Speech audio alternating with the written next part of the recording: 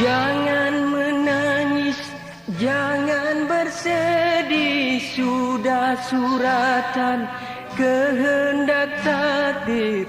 Jaraknya antara kita terpisah jauh. Luka hatiku yang pedih, jiwa tersiksa.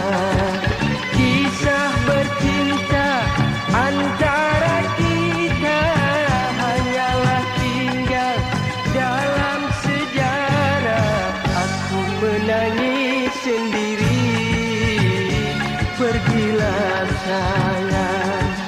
Engkau bukanlah milikku, lupakan saya.